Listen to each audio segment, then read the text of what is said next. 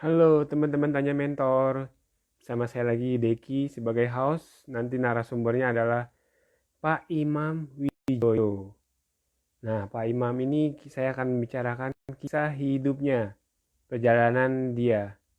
Jadi kita ingin tahu nih pengalaman hidup dia dari awal hingga sekarang. Nah, jadi teman-teman tidak perlu lagi mengalami kegagalan yang dialami oleh Pak Imam. Bahkan kita bisa mengambil pelajarannya. Dan mungkin kisah suksesnya juga kita bisa ambil hikmahnya. Oke, saya mau undang Pak Imam Wijoyo tapi belum nongol nih. Coba saya calling dulu orangnya ya.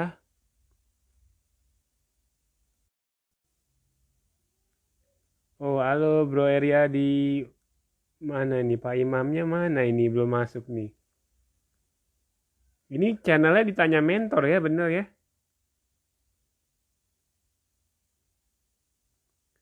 Oh iya, tadi ada video bagus dari Pak Agus nih ya. Pak Agus salah satu host tanya mentor. Jadi dia itu saya lihat videonya tentang bagaimana mendapatkan teman yang lebih sukses, teman yang lebih keren ya daripada kita ya. Nah ini sudah ada Pak Imam, mari saya undang aja. Oh ada Bro Edi, halo Bro Edi.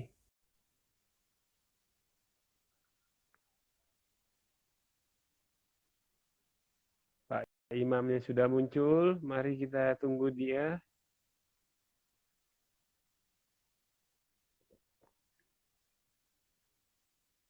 Halo Pak Imam, Pak Imam Wijoyo. Halo Pak Gabe, wah ada Pak Gabe nih, makin seru. Sudah masuk, tapi saya udah undang loh Pak Imam, kok nggak mau ya?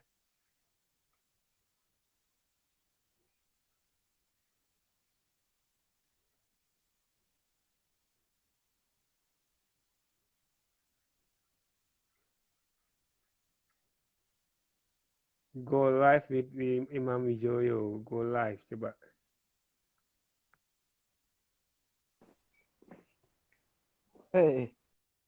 Salah non, kan untung ke kamu non. Dulu, kok nggak bisa balik? Halo, Halo Pak Imam. Videonya yes, nggak eh, muncul nih. Cuma iya, suaranya bentar, doang. yes, halo, Halo. yes, Pak Imam bisa yes, nggak proceed. aplikasinya kayak kemarin dipindah aja. Oh, oke, oke, Uh, masih belum muncul ya? belum. Nah ini akan seru karena kita akan mengetahui perjalanan hidup Pak Imam Wijoyo. Halo Pak Imam. Halo, udah muncul ya, Bro Deki? Udah nih. Sip, sip, sip, sip, sip, sip, sip. Selamat malam, Bro Deki. Terima kasih. Ini saya mau kupas tuntas nih, Pak Imam dari awal hingga akhir nih, sampai bisa sekarang ini nih, sampai punya institut ya. Iya, Nah, iya, iya, iya, iya, iya. Mm-mm. Ya, Bro mungkin bisa Deki. dimulai dari sekolah, lulus kuliah atau gimana, mungkin bisa dari situ, Pak Imam. Oke, oke. Saya mulai kerja itu sejak saya kuliah, Bro Deki. Saya sempat, saya ini sempat sekolah ngambil SMA di Australia, di Sydney waktu itu sekitar tahun 96, 97. Saya sempat ngambil ngambil kuliah di sana, ngambil ngambil SMA waktu itu ya. Cuman karena tahun 98 itu ada Krismon tuh, gitu kan. Saya nggak tahu, Bro Deki udah lahir belum tuh? Eh, Oh, saya masih SMP, Pak. Saya Oh SMP. SMP ya? Oke oke oke. Iya. Waktu itu saya menjadi salah satu korbannya. Karena nyekolahin anak dua, saya kan sama kakak saya kan di sana. Nyekolahin anak dua itu sama dengan nyekolahin anak 12. Karena dolar dari 2.000 menjadi 16.000, bahkan sampai 18.000. Saya katakan sama ayah saya, udah saya nggak usah balik, biar kakak aja yang melanjutkan di sana. Karena waktu itu saya lagi di Indonesia sudah, lagi liburan. tahun 98 kemudian saya kuliah. Di saat kuliah ini kemudian menjelang saya mau lulus itu saya mulai jualan-jualan begitu Bro Deki. Jualan Berarti melinjo. kuliahnya ganti ya? Berarti Ya, kan. kuliahnya nggak pertama di AOC, tiba-tiba langsung berubah jadi di Indonesia ya? Ya, saya Tengah tidak jalan kuliah di ya? OSI. Waktu di OSI itu saya SMA. Pas Oh, mau ngambil, SMA. iya, pas mau ngambil kuliah, pas Krismon, makanya saya sampaikan ke papa saya, sudah saya tak di Indonesia aja, saya lanjutkan di Indonesia. Biar kakak saya kan di sana tuh, biar kakak saya aja yang lanjut di sana begitu. Lalu eh, saya pulang di Indonesia kuliah. Nah, ketika saya kuliah, eh, di akhir daripada Jualan, udah kuliah, mulai jualan ya? iya, Hmm. iya, di akhir mau lulus itu saya jualan parcel, zaman itu Bro Deki, jual parcel, jual sabun, jual melinjo, jual wah apapun yang bisa dijual ya. Bagaimana kita bisa jual gitu. Saya Motivasinya kan apa, Pak Imam? Motivasinya apa? Kok mau jualan eh mungkin kepingin nyoba ekonomi atau sebetulnya. apa? Enggak. Kebetulan memang saya dilahirkan dari keluarga yang cukup. Puji syukurnya begitu. Meskipun itu juga ada konsekuensi ya, ada konsekuensi. Cuman saya tidak harus berjualan untuk ikut alasan ekonomi, tapi karena saya mau belajar, saya mau cari pengalaman. Dan kebetulan calon istri saya atau pacar saya waktu itu yang sekarang jadi istri saya itu ngajak begitu kan, ayo kita usaha karena istri saya ini entrepreneurnya tinggi sekali begitu kan. Jadi mulai Hmm. mulai kuliah itu kita sama-sama kita coba eh jualan begitu kan, apapun yang bisa kita jual kita coba jual. Saya jual karpet karpet yang untuk di ruang tamu itu begitu kan, apapun deh kita cari apa kita jual. Karena begini Bro Deki, saya ini kan sekarang di Surabaya, cuman saya itu dulu lahirnya dari Pasuruan Bro Deki. Maksudnya apa, Pak? Hubungannya apa ya, Oke, Pak? saya lahirnya di Pasuruan, jadi Iya. gini, 1 tahun gini, Pasuruan itu sebuah kota kecil yang kira-kira 1,5 jam lah dari Surabaya ke Pasuruan perjalanannya. Nah, saya ngambil barang tuh dari Surabaya, saya jual ke Pasuruan. Oke. Saya jual ke Pasuruan, saya jual keluar kota, saya jual ke Kediri, saya jual ke Tulungagung, saya jual ke sekitarnya, Probolinggo, kota-kota kecilnya. Tapi saya ngambil barangnya di Surabaya. Begitu itu mulai mulai saya belajar belajar ini, mulai belajar kerja begitu kan. Dan teman-teman papa saya, orang-orang yang di Pasuruan itu sempat kita datengin, kita jualin dan lain sebagainya. Sampai akhirnya kira-kira menjelang lulus itu ada orang-orang, ada beberapa saudara yang kebingungan atau nanya-nanya tentang asuransi karena keluarga muda waktu itu. Lalu eh, gilanya adalah biasanya kalau orang di asuransi kan kita didatengin ya, Bro Daki ya. Kita didatengin, kemudian kita diajak untuk join asuransi, begitu kan. Zaman saya tidak, aneh saya ini gitu kan. Saya sama pacar saya yang jadi istri ini, kita datang ke kantor asuransi terdekat di sekitar rumah yang ada. Kemudian kita datengin, kita ngobrol, kita tanya-tanya tentang program-program asuransi. Kita ingin belajar begitu kan. Wah, Oh, direkrut lah tujuannya saya sama mau mereka. belajar, ya. Iya, tujuannya mau belajar. Karena memang ada saudara, ada teman-teman yang kenapa sih kok asuransi ini menjadi satu masalah begitu. Entah itu karena katanya klaimnya, tapi sebetulnya mereka tuh kepingin ngambil. Tapi mereka kan kok nggak tahu mau ngambil di siapa gitu Bro Daki. Jadi seperti kita melihat ada pasar begitu ya. Ada pasar yang sebetulnya mencari asuransi, tetapi mereka belum tahu mau ke siapa yang bisa dipercaya begitu. Saya langsung datanglah ke kantor asuransi itu. Kemudian saya mulai tanya-tanya di sana. Akhirnya Mau tanya. akhirnya join, Akhirnya eh, join, akhirnya join. akhirnya mulai jualan asuransi. Yes, yes, yes. Akhirnya mulai Dan jualan jualan asuransi. sebelumnya nggak jadi ya? Tetap, Udah stop tetap, ya, Pak? tetap, tetap Oh, jalan, tetap. tetap jalan. Iya, Keluar kota eh, masih ya. iya masih jual.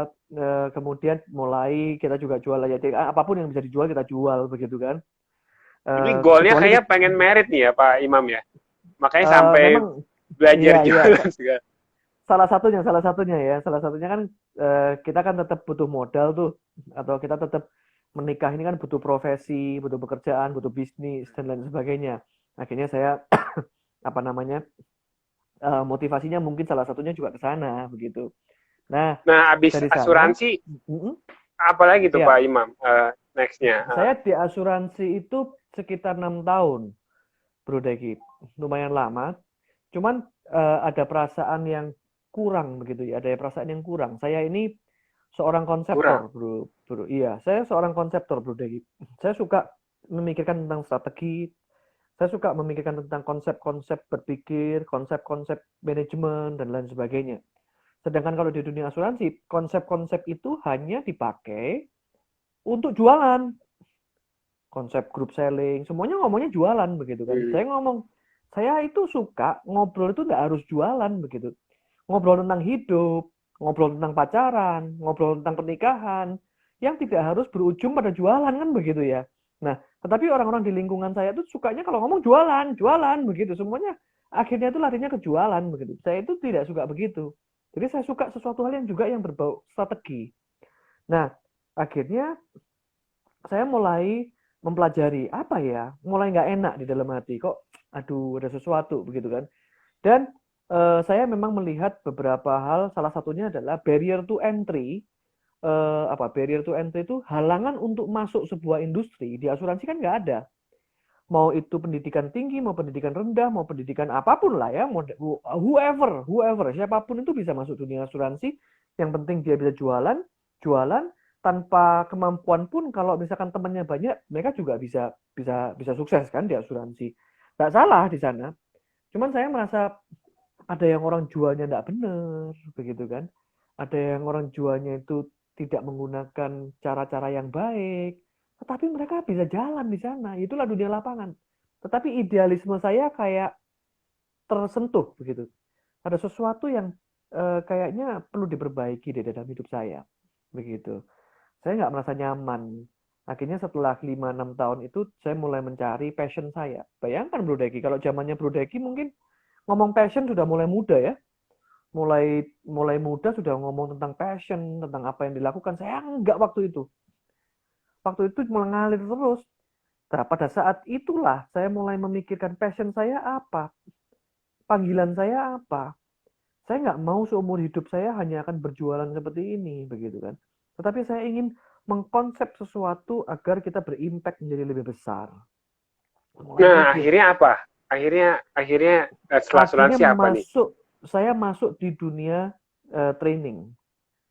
Masuk di dunia training. Nah, sebelumnya itu, Bro Dagit, saya melamar di perusahaan asuransi tempat saya bekerja untuk menjadi trainernya.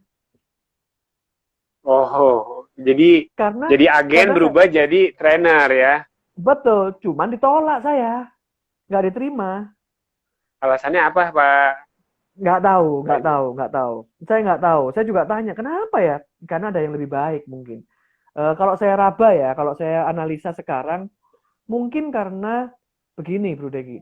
Kalau di asuransi itu kan beberapa materinya, khususnya yang product knowledge maupun training-training biasa, itu kan sudah pakem ya, sudah ada panduannya dan itu sudah dibuat oleh perusahaannya. Tidak boleh diganti-ganti, setiap katanya harus sama kan begitu. Saya itu beberapa kali nanya waktu interview, Bro Degi. Waktu interview saya nanya, boleh nggak sih saya buat materi sendiri? Kemudian boleh nggak sih ini saya improve? Boleh nggak sih ini saya perbaiki lagi gitu loh. Beberapa kali itu saya tanya itu. Mungkin karena itu, Bro Deki. Itu sebagai trainer apa sebagai agen? Sebagai trainer. Sebagai trainer. Sebagai trainer. Kemudian saya mulailah mencari teman, mencari partner, mulai mencari siapa ya. Saya nggak tahu apa-apa tentang dunia training begitu. Siapa ya? Kemudian saya ketemulah teman yang sudah 15 tahun lamanya di dunia konsultan dan training. Waktu itu masih tahun 2000 2004 ya, 2004 2005. Saya mulai, tetapi sempat Bro Deki 3 sampai 6 bulan itu saya bingung Bro Deki. Waktu itu kondisi saya sudah menikah. Ini mungkin kondisi yang jelek pada waktu itu dalam hidup saya. Kondisi saya sudah menikah, saya kebingungan. Saya tidak merasa nyaman di dunia yang ada, di dunia sekarang. Tetapi saya mau lompat kemana, saya nggak tahu Bro Deki. Oh, Bingung itu. waduh. Oke, gimana nih Waduh, biar pusing. dari bingung bisa sampai ketemu Wah, jalannya itu gimana? puji syukur, puji syukur. Berdoa atau gimana nih Pak Imam? Salah satunya berdoa, salah satunya berdoa. Kemudian salah duanya ketemu dengan teman-teman. Mereka ngobrol, iya, Mam. Mereka bilang kalau kamu cerita ini sepertinya bisa menginspirasi. Kalau kamu ngomong ini sepertinya oke, begitu. Iya, kamu cari deh, Mam. Apa sih yang bikin kamu itu bekerja dan memiliki kepuasan tersendiri, tidak perlu dibayar pun kamu bersedia, begitu. Waduh, apa ya? Cari saya. Tetapi kemudian saya ingat, iya loh, saya suka loh di dunia training itu. Pada waktu di dunia asuransi saya kepingin masuk dunia training itu, begitu kan. Lalu saya mulai mencari tahu tentang kehidupan di dunia training dan di dunia consulting itu seperti apa. Nah, di situ mulai ada titik balik, Bro Deki. Nah, kemudian ini salah satu pelajarannya mungkin ya, salah satu pelajarannya. Anak muda hari ini tidak mau mengerjakan sesuatu yang bukan passionnya. Semuanya itu kalau bisa sesuai dengan passion, sesuai dengan passion, sesuai dengan passion, begitu kan? Yes, pelajarannya adalah kalau kita bisa menemukan passion di dalam pekerjaan kita, itu merupakan salah satu anugerah atau salah satu keberuntungan sendiri. Karena tidak semua orang itu bisa punya kesempatan untuk bekerja sesuai dengan passionnya. Halo Bro Daniel ya, ada Bro Daniel dari Makassar sepertinya itu. Terima kasih Bro Daniel. Wah, Nah, jauh banget jadi ya Makassar, iya. IG Nah, jadi Live. Iya. jadi itu ketika anak-anak muda hari ini berfokus kepada mengerjakan passion, kadang-kadang mereka lupa kegiatan sehari-harinya itu harus tetap jalan. Karena Oleh butuh karena itu, penghasilan juga Pak Imam ya, apalagi sudah betul, berkeluarga. Berarti Pak Imam betul, jalanin terus ya. Selama bingung mencari passion tetap bekerja, mencari asuransi jalan betul, terus, dan sampai betul, ketemu baru betul, ubah ya. Itu gajinya mungkin betul. berkurang Pak Imam ya dari Kan agen asuransi kan tidak bergaji sesuai dengan komisi. omset premi ya, Iya, omset. iya. Hmm. Tapi wah turun itu. Karena kan namanya juga semangatnya sudah nggak ada, kebingungan itu pengaruh sekali begitu kan. Kita mau jualan juga banyak ragu. Nanti kalau sudah deal kita tinggal bagaimana kan kepikiran semua ya. Kepikiran semua Oke. itu semua. Akhirnya singkat cerita saya mulai masuk lah di dunia consulting bersama dengan partner saya. Saya bersama dengan teman-teman, ada beberapa tempat waktu itu, saya bersama dengan seorang teman, kemudian juga jadi partner di salah satu training center, begitu ya. Saya mulai mentraining dan lain sebagainya. Penghasilan masih sangat kecil sekali, begitu kan. Sangat kecil sekali, masih bingung mau buat modul itu seperti apa, begitu kan. Tetapi mulai setelah itu sekitar 2 tahunan, 2-3 tahunan di sana mulai ada perbedaan visi begitu kan dengan partner saya ini mulai ada perbedaan visi. Kemudian saya mulai membuat punya saya sendiri. Belum yang sekarang waktu itu masih bikin sendiri begitu ya. Bikin Apa sendiri. training apa sih Pak Imam? Training apa nih yang Oh, oke dibuat oleh oke. dua orang ini? Hmm. Oke, training training sumber daya manusia. Training sumber daya manusia ada untuk apa namanya masa persiapan pensiun untuk perusahaan-perusahaan, training untuk etos kerja, training untuk komunikasi, training untuk leadership, training untuk apa namanya human resource, kira-kira seperti itu trainingnya. Berarti Oke, hubungannya sama perusahaan ya, meningkatkan kualitas dari betul, sumber daya manusia itu. Nah, ini saya mau betul, nanya, betul, ini betul. Pak, Ya, ya, ini sebelum mendirikan itu apa ada pengetahuan khusus kan yang perlu didalemin kan? Berarti Pak ya, Imam ya, ini ngambil sebuah kursus atau kuliah yang atau gimana itu yang sampai bisa itu kan harus ada skillnya kan? ya, Skill-skillnya ya, kan? ya, ya. Em, skill saya yang saya punyai adalah buku, baca buku, begitu ya. Selain itu, saya punya skill mentraining bersama partner saya ini, begitu. Saya Ini sudah saya nggak sempat konten nih mentraining ada selama 2 tahun. Pak Lari Ah, Wijaja di sini nih. Ini oh, oke. Halo halo Pak Pak Lari. Lari. Ya. Terima kasih Balik-balik Pak Pak sudah Imam lanjut. ikutan. Iya. Jadi grogi Waktu nih itu saya nih. take it easy, santai-santai.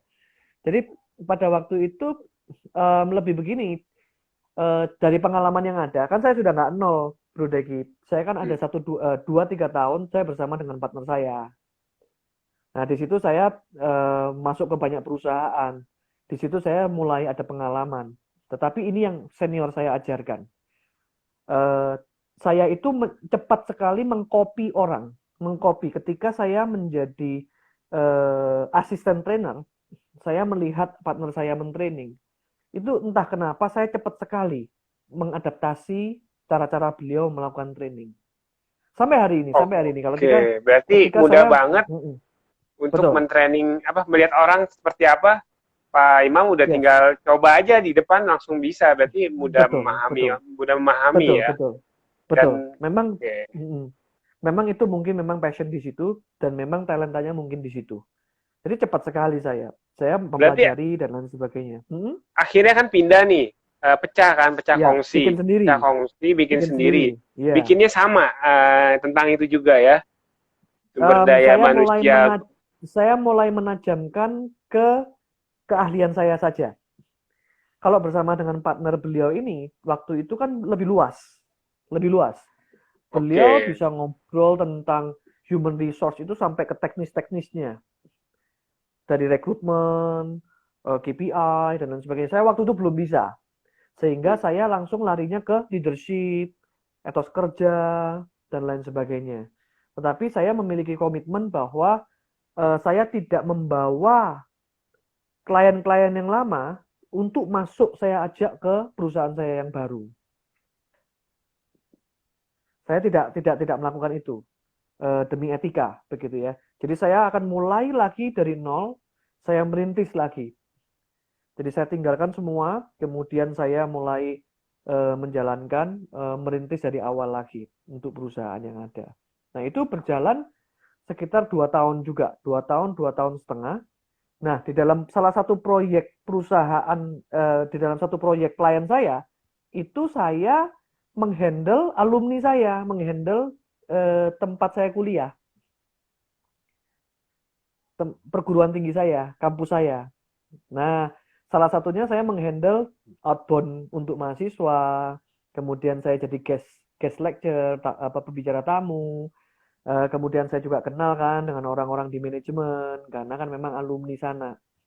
Nah, di dalam masa-masa itu, di dalam masa-masa 2 tahun itu, di dalam perguruan tinggi klien saya itu, mereka juga sedang mengalami perubahan di dalam situ.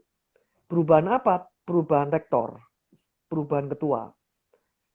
Nah, ketika terjadi perubahan ketua, mereka juga sedang mengakuisisi salah satu sekolah untuk berpartner, untuk mengakuisisi, berpartner untuk bersama, bergabung, begitu ya. Perubahan di dalam manajemennya banyak, dan saya terlibat di dalamnya.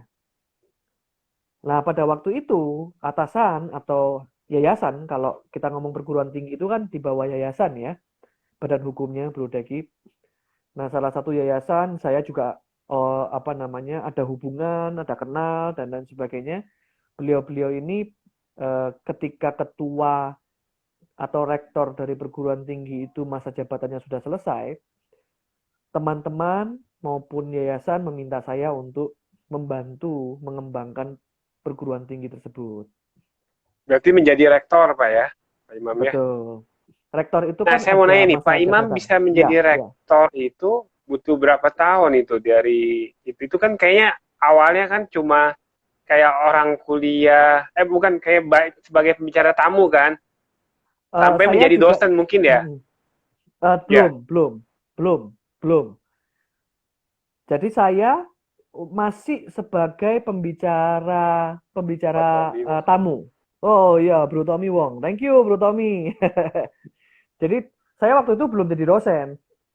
Saya hanya terlibat di manajemennya. Apa terlibatnya? Satu, saya menjadi dosen tamu. Dua, saya menghandle outbound untuk mahasiswa.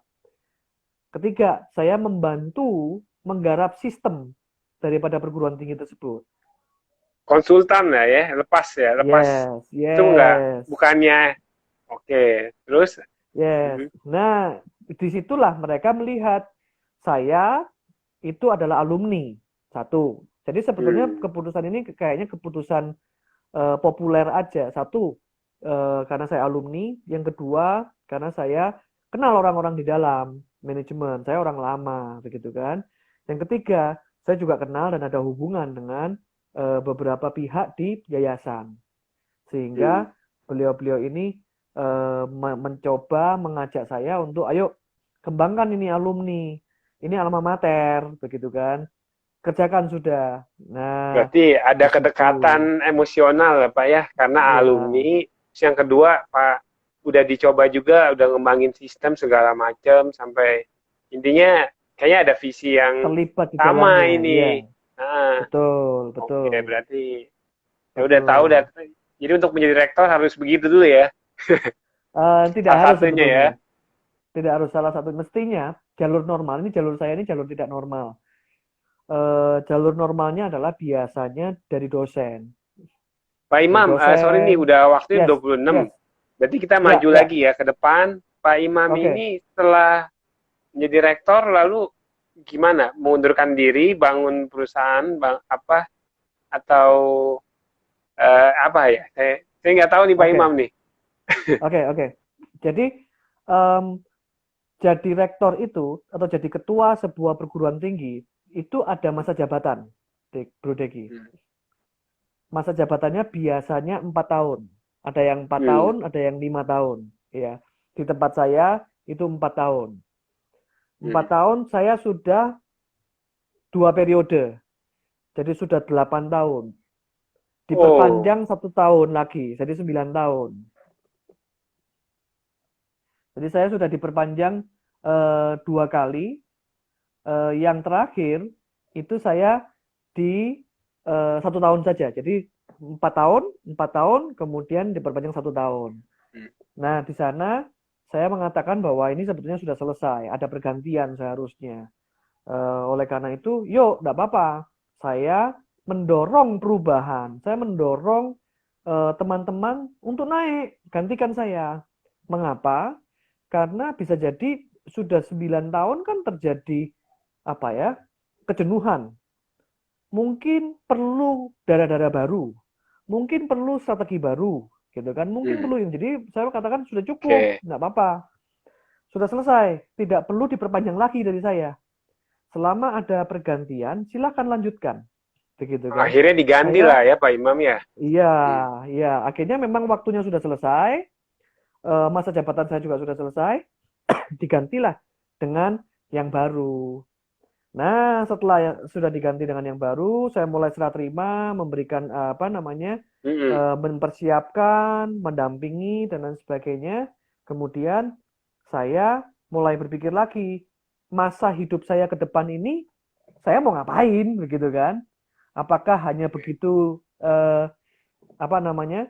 Apakah hanya menjadi advisor, ataukah saya akan menjadi apa namanya? Apa dosen saja atau bagaimana begitu. Tetapi Bro Deki, di dalam perjalanan 9 tahun itu saya juga melakukan training-training. Saya juga melakukan training-training Bro Deki. Jadi saya juga melakukan consulting dan Training ke training perusahaan ya. ke Training ke perusahaan. perusahaan-perusahaan ya. Yes, Oh, itu berarti masih jadi jalan di rektor dalam 9 tahun. masih bisa ya Pak? Masih, masih. Oh, Cuman, cuman tidak bisa banyak nerimanya. Pak Imam, saya mau nanya nih, sebagai rektor Iya, 9 tahun itu ada gak sih satu apa hal yang apa merasa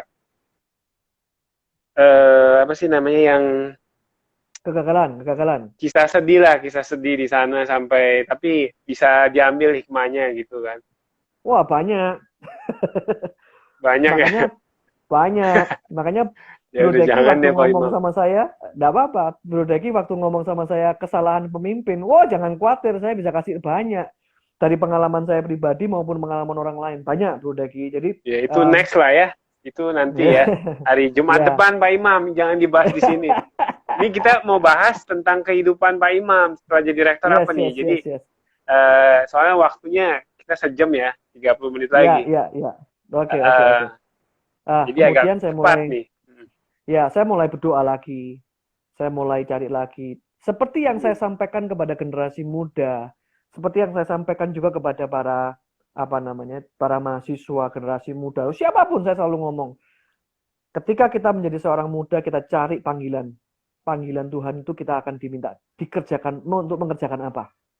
Jadi ketika kita ngomong panggilan itu bukan ngomong tentang rohaniwan saja, bukan ngomong tentang jadi romo, jadi pendeta, jadi biku dan lain sebagainya, bukan hanya itu. Tetapi di dalam setiap profesi itu juga sebuah panggilan. Lah, jadi setelah selesai masa itu, saya ada masa jeda, tapi juga tetap training-training ya. Puji syukurnya sebelum saya selesai itu ada banyak training-training yang yang saya harus kerjakan. Jadi sambil transisi, sambil saya melakukan training-training. Begitu, proyek-proyek training tetap jalan. Nah, ketika melakukan proyek-proyek training itu, saya sambil mencari jalan, apa yang mau saya lakukan. Persiapan apa lagi ini? Saya berdoa, Tuhan, apa lagi ini? Saya sudah selesai dengan masa jabatan, kira-kira usia saya masih tergolong muda lah ya. Tapi kalau dibandingkan Bro Deki, saya memang jauh lebih tua gitu ya. Saya sudah di dalam usia 40-an begitu kan. Apa yang harus saya lakukan untuk fase kehidupan saya berikutnya? Kemudian bergumul, berdoa. Kita lihat akhirnya singkat cerita saya lihat oke, mungkin waktunya untuk bikin institusi sendiri, untuk membuat perusahaan sendiri, untuk mengerjakan idealisme-idealisme saya yang mungkin sebelumnya saya tidak bisa mengerjakan. Maka saya benar-benar bertajam, saya benar-benar berdoa, saya mulai bikin yang namanya Indonesia Winning Institute ini. Indonesia Winning Institute. Winning Oh. Institute ya. IW Institute. Sebetulnya IW itu kan dari nama saya Imam Wijoyo. Cuman saya tidak ingin tapi saya tidak ingin membuat Imam Wijoyo Institute kok terlalu narsis begitu ya. Kemudian saya mencari iya bagus juga kalau Indonesia Winning Institute yang bergerak untuk mentransformasi generasi, mentransformasi perusahaan, mentransformasi para individu-individu di dalam perusahaan. Oke, biasanya nih Pak Imam, siapa sih yang datang ke tempat WI ini, WI Institute? Kebanyakannya gitu. Apa perusahaan atau kayak personal gitu? Oke, banyak ke perusahaan, perguruan tinggi, sekolah, kadang gereja juga bisa masuk, tergantung topiknya begitu kan. Lebih banyak ke sana. Untuk yang ya, untuk ke gereja. Saya penasaran nih gereja untuk apa ya tren? Untuk anak muda. Mengisi untuk membekali anak-anak muda. Biasanya di dalam gereja kan ada persekutuan pemuda, ada pemuda-pemuda ini mau dibentuk pengurusnya, dimotivasi pengurusnya, diajarin tentang kepemimpinan, diajarin tentang pelayanan. Nah, di situ saya bisa masuk. Nah, jadi luas sekali sebetulnya. Jadi dari perusahaan, lembaga, institusi, sekolah, dan lain sebagainya. Tergantung daripada topiknya. Karena topik yang saya lakukan kan ada LEAP, namanya LEAP. Expert saya itu di bidang budaya organisasi. Membangun organisasi, budaya organisasi. Itu expert saya. Organization Transformation. Mentransformasi budaya organisasi. Nah, di sana biasanya bisa perusahaan, begitu kan, mentransformasi individu. Program-programnya itu tadi, yang kita transformasi ada 4. Leadership, L, kepemimpinannya. karena itu harus dimulai dari sana. Kemudian etos kerjanya, etos kerja. Yang berikutnya adalah attitude-nya, sikapnya, LEA. Dan yang terakhir adalah profesionalismnya dan bisnisnya. Nah, sehingga kalau MIP. disingkat menjadi LEAP, yes. Menjadi LEAP, Berarti LEAP transformation. kalau saya punya perusahaan nih, saya lihat Ya, karyawannya eh, apa kan banyak karyawan yang masuk nih. Kita harus bikin sebuah budaya kan biar dia tahu oh ini ada budaya baru, dia harus mengikuti. Nah, itu mungkin Pak Imam bisa datang ya untuk yes, ngisi kan. Nah, itu yes, yes, yes. yang diajarin leadernya atau anak buahnya atau semuanya tuh. Kalau kita ngomong budaya Atau organisasi, ownernya kita aja cukup. Hmm. ya, kalau kita ngomong budaya organisasi, ketika kita ngomong visi misi dan value-nya, nilai-nilai organisasi, itu ownernya. Tetapi di dalam pengimplementasiannya, menerapkan di dalam semua jajaran, itu bisa melalui training, melalui sosialisasi. Nah, itu di situ, jadi saya bisa masuk di dalam tataran ownernya, juga di dalam tataran manajer maupun staffnya. Kalau staff apanya tuh Pak? Kan udah ada Atau staff, leader tinggal leader yang ngasih ya. tahu. Kamu gini, ini ada budayanya. Kalau anak buahnya, Kalau ke staff lebih ke trainingnya, lebih ke etos kerja, berkomunikasi seperti apa, memberikan pelayanan itu seperti apa, dan lain sebagainya. berarti hal praktikal kali ya, kayak customer Ya, service ya. Terus yes, yes, selling, mungkin ada selling juga yes, ada ya. yes, Oh, yes, berarti hal-hal yang yes, emang berhubungan dengan operasional perusahaan ya. yes, yes. Komunikasi Tahun antar berapa organisasi. Pak Imam tahun berapa ini Winning Institute ini berdirinya? Winning Institute mulai 2018 akhir. Saya Oh, belum lama ya. belum lama, belum lama. Oke. Saya sendiri memang sudah 15 tahun di dunia training. Tetapi untuk Indonesia Winning baru 2018 akhir, setelah masa jabatan saya selesai. Masa jabatan saya selesai itu saya serah terima itu bulan Oktober. Desember saya mulai, ke November saya mulai mengkonsep, Desember saya mulai launch Indonesia Winning Institute, kemudian Januari terus kita jalankan terus. Jadi 2019 itu benar-benar masuk ke dalam fase hidup saya yang baru. Jadi memang Itu, banyak suka duka di sana. oke, dukanya apa nih Pak Imam kalau boleh tahu nih? Dukanya memang namanya juga kita telah merintis atau menggarap sebuah perguruan tinggi selama 9 tahun. Itu ada banyak hal yang sudah kita tata di sana. Sudah ada banyak hal yang kita sedang garap di sana. Kita tata, kita perbaiki, kita kembangkan, dan lain sebagainya. Tidak semua itu bisa dijalankan. Atau mungkin bisa jadi hari ini dengan model yang baru, mungkin mereka punya cara yang baru. Jadi saya diajarin untuk ikhlas. Untuk membiarkan, untuk tidak turut campur, membiarkan, biasanya kalau jadi leader kan begitu, bukan begitu, begini aja, kan begitu ya. Nah saat itu saya benar-benar berusaha untuk silakan jalankan sesuai dengan yang sudah kita bangun, begitu kan. Terserah sebetulnya seperti apa, begitu. Jadi saya harus siap ketika program-program mungkin yang saya sempat lakukan dulu, yang saya anggap bagus, ditiadakan. Mungkin Oh, ini ada hal yang berarti sudah Pak bagus. Imam fase mentoring ya, mentoring ke rektor baru ya. Itu mungkin Betul, ada betul. kadang nggak ada yang nggak kena ya kan. Pak Imam maunya ini, rektornya ternyata nggak mau Iya, gitu kan. iya kan. Pak Imam harus Karena ikhlas ya dan betul, betul, betul. Bisa jadi kan ada strategi yang baru, cara yang baru, dianggap mungkin yang lebih baik begitu kan. Maka kita memang menjadi seorang leader perlu untuk rela begitu kan, bahwa oke, ada sesuatu yang mungkin lebih baik di dalam kondisi yang sekarang begitu. Jadi kita harus ikhlas begitu. Pak Imam Yes. setelah Winning itu ada lagi nggak apa bangun apa lagi apa ini ya ini terakhir Ya, ya Pak Imam ya. ada. Di tahun 2019 saya bersama teman-teman diajak membuat sebuah perusahaan consulting. consulting, namanya Indonesia Pride Consulting. Nah, saya diajak oleh teman-teman untuk membangun konsultansi. Karena kalau saya menggarap sendiri, kalau konsultansi saya nggak bisa sendirian, begitu kan. Nah, konsultansi bersama-sama dengan teman-teman berlima kita bangun yang namanya IPC atau Indonesia Pride Consulting. Mereka lebih banyak ke bagaimana kita menggarap memodernisasi atau mendigitalisasi perusahaan menggunakan digital transformation, menggunakan program-program yang baru. Kan banyak tuh UMKM atau perusahaan-perusahaan keluarga yang masih manual. Banyak sekali. Nah, untuk melihat revolusi industri 4.0, mereka harus berubah. Berubah di mananya? Berubah di sistemnya. Mulai pakai apa? Kalau dulunya manual, sekarang mulai pakai sistem. Kalau dari yang sistem, kita mulai pakai Internet of Things. Begitu kan? Kalau sudah Internet of Things, kita masuk ke dalam Artificial Intelligence. Nah, mulai kita menuntun mereka untuk menggarap sistemnya itu sampai ke budaya organisasinya. Oke, ini ada yang seru Pak Imam.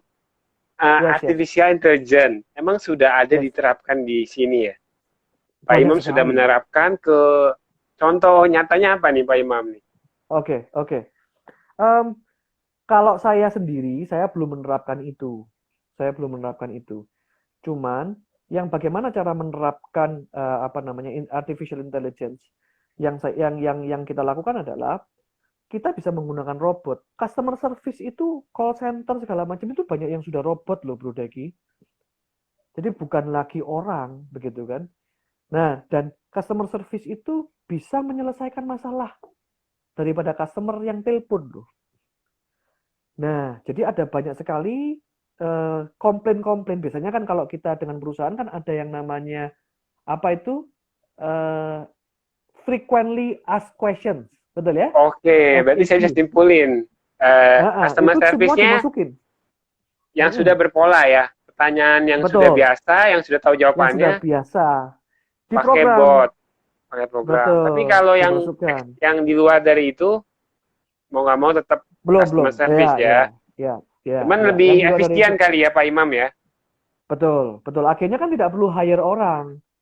Dan yang saya dengar, artificial intelligence itu bisa belajar ketika dia nggak bisa menjawab pertanyaan tertentu, di-coding lagi, diperbaiki lagi, dia bisa menjawab pertanyaan-pertanyaan yang sebelumnya belum bisa dijawab, begitu. Kayaknya kalau dalam hal ini Bro Daki lebih tahu deh. Ini selain itu apa Pak Imam? Ada lagi nggak artificial intelligence yang lain? Belum, karena masih baru. Masih baru. Karena perusahaan ini memang masih 2019. Ini lebih baru lagi, begitu ya. Saya masih lebih banyak ke dunia training maupun konsultansi dalam hal sistem. Kebanyakan yang kita lakukan adalah menggunakan sistem akuntansi, sistem akademik, sistem manajemen human resource-nya, sistem penilaiannya. Nah, itu menggunakan sistem software. Masih seperti itu yang banyak. Maksudnya Pak Imam yang benar yang kayak gimana nih? Maksudnya bagaimana? Oh itu hal yang benar ya, pakai sistem ya. Yang kita lakukan masih sebatas itu. Belum banyak yang kita tangani berhubungan dengan artificial intelligence. Mungkin biayanya masih mahal kali Pak Imam ya, cost-nya ya kan? Iya. Bisa jadi seperti ini seru itu juga ya. Jadi kelas perusahaan kayak apa tuh yang bisa dibantu oleh Pak Imam tuh? Kan mungkin kalau kaki lima, saya nggak tahu ya, mungkin kayak atau perusahaan yang kayak gimana nih, atau yang ada budgetnya kemana nih. Jadi bisa bantu digitalisasi. Jadi ada sistem dari anak buah sampai kita harus datang mulu, mesti monitor kan. Ini laku apa enggak kan? Sampai di digital berarti kan kita bisa keluar dari situ kan, bisa monitor dari jarak jauh apa ya. Nah itu orang kayak apa tuh target market Pak Imam apa tuh? Dari menengah ke besar biasanya. Untuk yang kecil biasanya kan memang yang pertama yang perlu kita perbaiki adalah sistemnya dulu. Ada enggak sistemnya? Karena kan seringkali ketika kita ngomong perusahaan kecil, itu kan semuanya masih ditangani oleh dirinya sendiri, begitu kan? Satu orang ini juga melakukan Superman. penagihan, betul, kan masih banyak yang seperti itu. Nah, kalau sudah seperti itu kan kita juga nggak bisa melakukan sistem. Kita hanya melakukan sistematisasinya masih manual, nggak apa-apa, tetapi ada sistemnya. Misalkan, oke, sekarang ini ada perusahaan keluarga yang baru 4 orang, dua karyawan, kemudian suami istri mengerjakan usaha baru. Apa yang perlu disistematisasi? Oke, bagaimana cara mengangkat teleponnya, bagaimana mengatur alur kerjanya, begitu kan? SOP-nya bagaimana? Baru sebatas itu mungkin, Bro Daki. Step by Cuman step kalau lah misal Pak Imam ya. betul, betul, betul. Kalau misalkan kecil langsung kita ngomong tentang artificial intelligence kan terlampau terlampau jauh begitu. Kita mungkin ngomong tentang sistem yang sederhana dulu aja. Nah, ini orang kayak gini biasanya yang customer-nya udah rame atau gimana yang bisa Pak Imam bantu? Ya berarti kan ada Biasanya budget yang harus dia sisihkan kan untuk betul, betul. bangun apa gitu loh. Biasanya memang masuk ke customer yang mau scaling up. Biasanya pemasukan sistem atau penggarapan sistem ini berpengaruh apa? Di dalam proses ketika perusahaan mau scale up.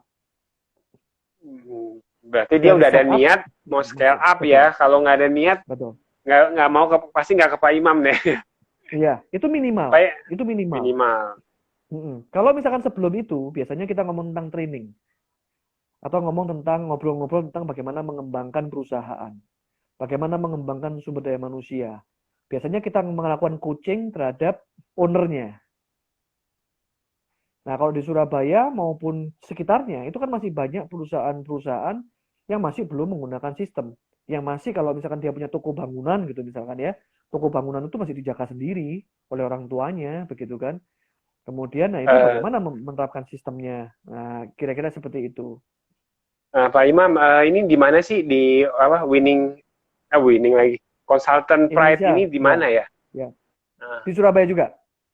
Surabaya. Terus Winning Institute di Surabaya juga. Juga di Surabaya, ya, juga di Surabaya. Berarti kalau yang di luar Surabaya belum terjangkau ya, Jakarta. Oh, bisa, bisa, nggak masalah. Yang iPride, yang apa Indonesia Pride Consultant, salah satu partner saya orang Jakarta, bro. Oh, jadi ada agennya di sini ya. Apa tadi apa Partner partner? Indonesia Oh, Pride, heeh. partner itu Indonesia Pride maksudnya dia Institute. bisa bantu klien di Jakarta maksudnya kali ya. Yes, yes, yes, yes. Beliau pengusaha, beliau juga seorang coach. Nih, Pak Imam saya ini udah 10 menit lagi ya. Pak Imam anggap nih Pak Imam umurnya sekarang kan misalnya 40-an ya. Nah, tiba-tiba Pak Imam 80 nih. Nah, Pak Imam mau ngomong apa sama anak Pak Imam? Mau ngasih tahu apa sih tentang kehidupan gitu? Ada last, bukan last word ya Pak ya. Maksudnya ada Yes, yes, kata-kata yang bijak yang mau di ke anaknya apa gitu. Kamu harus yes, rajin atau apa, kamu harus Christian atau apa. Nah, mungkin yes, itu yes, bisa yes. dikasih tahu. Nah ini Bro Paul, Eriadi, apakah Bro Paul. Paulus Pro? Yes, betul, betul. Itu yang saya maksud.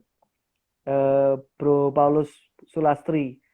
Bro Paulus Pau ini memang salah satu partner saya dan dia tinggal di Jakarta untuk menggarap Indonesia Pride Consulting ini. Jadi kalau misalkan ada beberapa orang yang di Jakarta, biasanya beliau yang bisa menghandle begitu. Atau misalkan mau tim kita juga bisa ke sana begitu. Pak Karena untuk Imam boleh sementara ini bongkar dikit tentunya gak ya. sih Ya. berapa sih biayanya atau itu nggak bisa itu rahasia itu. Nah, biaya apa? Maksudnya harga harga konsulting kan apa kayak berarti ini ownernya harus ada omset sekian, berarti harus bisa bayar. Ini maksudnya ada bayangan kita. Oke, oke, oke, oke, oke. Saya pribadi, Bro Daki, saya pribadi, kita melihat zaman sekarang ya, kondisi sekarang. eh saya tidak berusaha untuk idealis seperti zaman yang lalu, begitu ya. Harus sekian, begitu tidak. Saya biasanya melihat ownernya. Kadang-kadang owner ini memang tidak punya budget, tetapi dia punya hati untuk mengembangkan timnya dan perusahaannya. Saya biasanya kalau sudah begitu, saya melihat yang penting bisa tercukupi saja, kita bisa deal. Tetapi ada juga perusahaan yang memang sudah besar, punya budget, tapi dia nggak mau mengeluarkan uang itu. Maka saya ngomong ini, begitu ya. Mau nggak Hmm. mau, ya sudah sekian, begitu kan. Jadi tergantung, begitu itu biasanya ngomong tentang kontrak saya biasanya bisa bulanan, bisa tahunan, bisa 3 bulanan, bisa 6 bulanan. Dan itu Hmm. tergantung skopnya. Jadi saya agak susah ketika tanya ini berapa sih, begitu kan? Karena tergantung skop yang saya lakukan. Mungkin sama yang sama software ya atau di IT. Tergantung skop yang mau dikerjakan berapa, begitu. Iya, makin Ya, besar ya berapa makin banyak, ini ya. betul, betul, betul, betul. Kalau misalkan kita ngomong budaya organisasi, menggarap budaya organisasi, misalkan dari perusahaan yang 150 karyawan, tentu akan berbeda dengan ketika kita nggarap organisasi yang cuman 30 karyawan. Waktunya Nah, panjangnya beda. ya.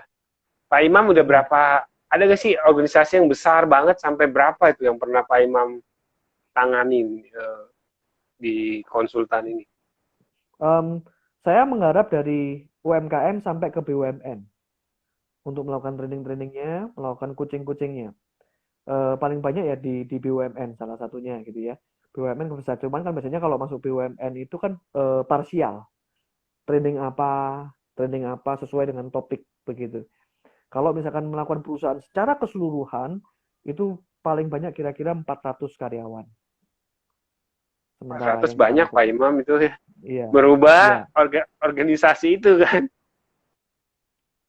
yes, Itu yes, 400 yes, yes, orang itu pasti beda-beda cabang kali ya. yes, Atau yes. ngumpul di satu. Berbeda cabang, berbeda cabang. Jadi kita Itu cari, hmm, kita mulai dari mana dulu, pemimpin-pemimpinnya kita kumpulkan dulu, ownernya kita kumpulkan dulu, visinya mau kemana, kemudian kita turunkan, dibantu oleh timnya, kita training, dan lain sebagainya sudah. goalnya artinya visi misi perusahaan harus tercapai ya. Dari Yes, omset, dari kualitas SDM ya. yes, Goalnya ujungnya yes, itu ya. yes, yes, Sampai yes, sistematisasi software segala macam ya. yes, yes, Berarti Pak yes, Imam menyediakan juga software segala macam, ada udah ada tim lain lah ya, udah ada yes, softwarenya yang bisa bantu kan. yes, ya, Selain dari quality orangnya ya. ya, ya, Oke. ya. Kita memang lebih fokus ke orangnya dulu. Karena mengganti sistem itu biasanya akan lebih impact-nya lebih apa ya besar dibandingkan dengan garap orangnya. Kalau kita garap orangnya, biasanya kan lebih Hmm. tertata dulu orangnya. Orangnya kita persiapkan dulu. Karena kalau misalkan tidak sistemnya dirubah, orangnya nggak siap, buyar, begitu kan ambiar. Berarti orangnya dulu ya, Pak Imam Ya. ya. Nah, kalau Kualitasnya dulu. saya pendekatannya ke orangnya dulu, karena itu pendekatan yang halus, pendekatan yang enak ke orangnya disampaikan, karena setiap perubahan itu pasti ada resistensi. Tinggal kita ukur berapa banyak yang resisten, berapa banyak yang mendukung. Nah, kalau yang resistensi ini tidak ditangani dan itu bisa mengacaukan, maka kita perlu persiapkan dulu. Di dalam sebuah perusahaan selalu kita melakukan apa? Persiapan, mempersiapkan di dalam perubahan. Oke, seru-seru. Ini ada pertanyaan nih, ini teman-teman. Apa gimana ini? Pak, tadi resistensi apa sih ya? Saya nggak tahu, Pak Imam. Oh, resistensi itu penolakan, penolakan. Oh, belum bisa diterima oleh beberapa Iya, orang ya, atau banyak yes. orang ya. Orang menolak, iya. Orang menolak untuk berubah. Itu Nah, pasti itu ada. tekniknya gimana tuh, Pak Imam? Tekniknya tuh. Oke. Itu Eh, seru nih sebenarnya nih. seru, seru itu bisa satu sesi itu. Kita biasanya kita mendekati yang mau dulu, yang pro dulu, yang mau berubah, agent of change. Kita ajak mereka untuk menjadi agen-agen perubahan. Jadi kita pilih benar-benar dari awal orang-orang di lingkaran pimpinan-pimpinan ini kita kumpulkan dulu, kita sharing visi. Sudah nggak sevisi? Begitu. Jangan kita mulai dengan yang resisten. Kalau kita mulai dengan yang menolak, capek, energi kita habis. Begitu. Kita memulai dari yang mau berubah. Oke, Dan yang kita mau sampaikan. udah sudah Iya. dapat. Setelah, Terus diapain nah, tuh yang mau ini setelah kita diapain? yang mau, kita didik mereka. Kita pastikan mereka tahu visi kita. Kita pastikan mereka tahu strategi kita. Kita pastikan mereka benar-benar sehati, sepikir dengan kita. Kemudian kita ajak mereka untuk menyalurkan visinya kepada orang-orang di sekitar dia, sesuai dengan Yang tidak mau divisinya ya, masing-masing. yang terutama yang tidak mau Gini, juga ya. kalau kita melihat diagram, itu seperti distribusi normal. Begini ya, distribusi normal. Ini yang mau 20%. Yang antara mau dan tidak mau rata-rata itu 60% biasanya. Yang nolak biasanya 20% lainnya. Ada Ko Anton tadi ini. Thank you Ko Anton. Sudah mampir. Halo Ko Anton. Nah, kita mulai dari yang 20%. 20% itu jangan langsung ke yang tidak mau. Yang tidak mau pasti akan selalu ada. Tetapi masuk yang antara mau dan tidak mau ya rata-rata. Mau berubah ya? Gimana ya? Apa ya keuntungannya? Yang itu dulu. Itu lebih banyak ya biasanya Pak Imam ya? Yes, 60%. Yes, karena kalau kita tidak ngambil yang sana, itu akan diambil oleh mereka yang takut. 20% yang takut, oke. Dari sana mulai pelan-pelan diambil. Ambil terus, Pak Imam. Nah, di situ sama polanya. Yang bawah, yang sudah kita didik, mereka mendidik timnya lagi. Untuk menyebarkan lagi kepada teman-teman yang lain. Begitu. Wah, ada Pak Elia Ardian. Wah, thank you. Pak Elia. Oke. Menyebarkan lagi kepada tim-timnya masing-masing. Diseleksi lagi. Dari sana, menyebarkan lagi kepada timnya masing-masing. Dan itu terus kita monitor. Maka Pak Imam ini kalau kita bahas terlalu detail ini bisa lama ini. Karena kita mau perjalanan hidup. Nah ini nextnya apa nih? Nextnya Pak Imam apa nih? Apa itu? Maksudnya nextnya apa? Maksudnya apa sih mau ke depannya nih? 2 tahun lagi, 3 tahun lagi Pak Imam kira-kira saya mau ngapain? Apa rencana? Tetap mengembangkan Indonesia Winning Institute dan Indonesia Pride Consultant. Di dalam 2 ini kita akan garap itu lebih banyak. Apalagi di dalam masa pandemi, new normal, kita melihat banyak sekali perusahaan-perusahaan yang perlu disiapkan. Dan saya ingin juga mengajak para individu-individu untuk menjadi seorang pembelajar. Untuk winning, itu Indonesia winning, itu kan perlu belajar. Salah satu cara untuk menang adalah belajar. Maka saya mengajak sebagai learning partner, Indonesia Winning Institute itu sebagai learning partner, mengajak setiap individu untuk belajar bersama-sama melalui perusahaannya.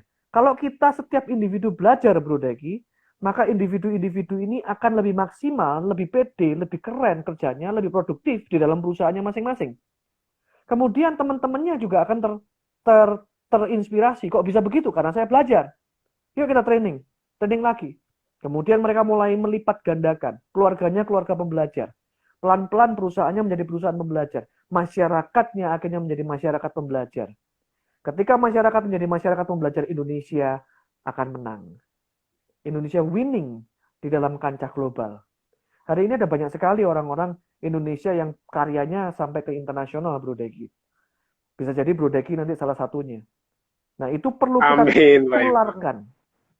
Kita perlu tularkan semangat itu kepada orang-orang. Begitu. Berarti Pak Imam ini visinya ingin menularkan semangat belajar ke Indonesia, biar Indonesia menjadi winning ya, apalagi di global ya. Yes. Karena satu-satunya kita untuk berkembang adalah belajar. Perusahaan tidak bisa berkembang kalau orang-orangnya tidak berkembang. Yang bisa mengembangkan perusahaan itu orang-orangnya. Berarti Maka Pak Imam saya ini masuk ke perusahaan. Ingin membuat beberapa cabang berarti ya, buat Winning Institute atau gimana? Amin. Sama Yes. Indonesia Pride ya. Makin banyak berarti makin orang mau belajar kan, belajar hal tersebut.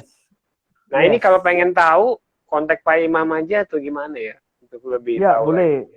Paling gampang follow IG saya dulu, Imam Wijoyo, atau IG IW_Institute begitu. Oke. Mungkin saya bisa lihat di profilnya ada ya, profil Pak Imam ya. Betul.